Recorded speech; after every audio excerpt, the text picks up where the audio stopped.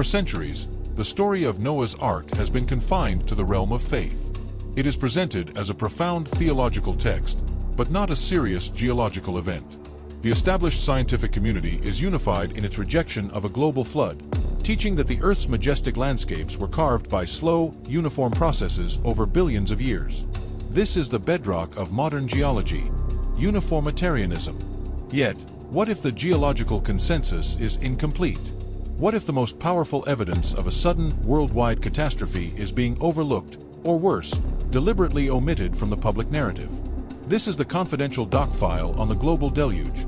Is the geological evidence of a massive flood being hidden by science? To understand the controversy, we must first confront the challenge. Can the world's colossal rock formations and fossil layers be explained by anything other than slow, evolutionary change? The dissident geologists say, emphatically, no. The core of the dissenting argument lies in what they call the catastrophic record.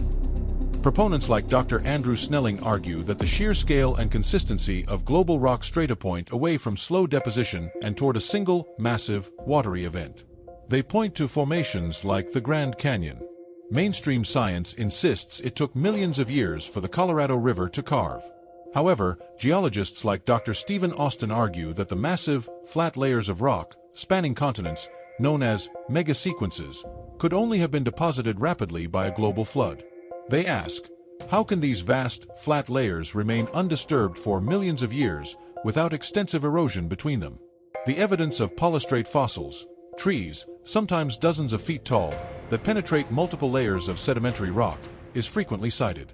If each rock layer represents thousands of years of slow accumulation, how could a tree trunk remain perfectly preserved and upright while its surroundings slowly built up around it? Dissident scientists argue this is a powerful indicator of rapid burial during a deluge.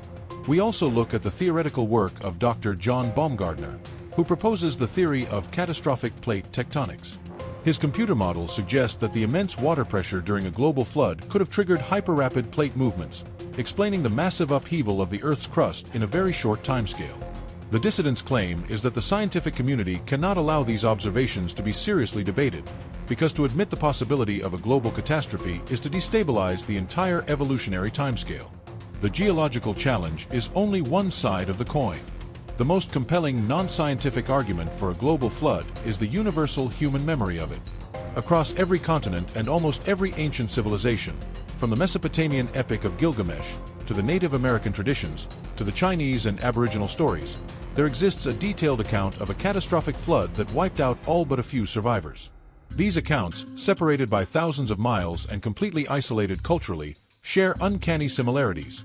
A divine warning, a massive vessel, a small group of survivors, and the use of birds to determine if the waters had receded. The mainstream academic view dismisses these as regional floods that were exaggerated into global myths. But the counter-argument is powerful.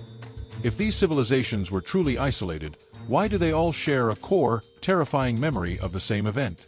Why is the geological record often interpreted through a lens that rejects the possibility of a shared, cataclysmic past? The suppression here is subtle, not the hiding of evidence, but the dismissal of cultural testimony that lends enormous weight to the geological claims. The file suggests that the academic rejection of these stories is not based on lack of correlation, but on a rigid commitment to a naturalistic worldview that cannot accept such. We have explored the two sides of this millennia-old debate. On one side, the vast majority of geologists remain committed to uniformitarianism, believing the Earth's history is written in slow, predictable chapters, and that the biblical flood is incompatible with modern geological timescales. They see the dissident arguments as interpretations of local phenomena or flaws in scientific reasoning. On the other, a significant body of scientists and researchers, including credentialed geologists like Dr. Andrew Snelling and Dr. John Baumgartner, present the case for global catastrophismo, arguing that rapid deposition, polystrate fossils, and the uniformity of global myths are the real evidence being obscured. They claim that the science of the Diluvio is not flawed, but unpopular, and therefore censored. The truth of our origins, and of a catastrophic past, hangs in the balance. The evidence is presented. The conflicting claims have been laid out. It is now up to you, the viewer, to review the evidence and decide. Is the geological story of the Earth complete, or is a massive piece of the history of humanity being withheld?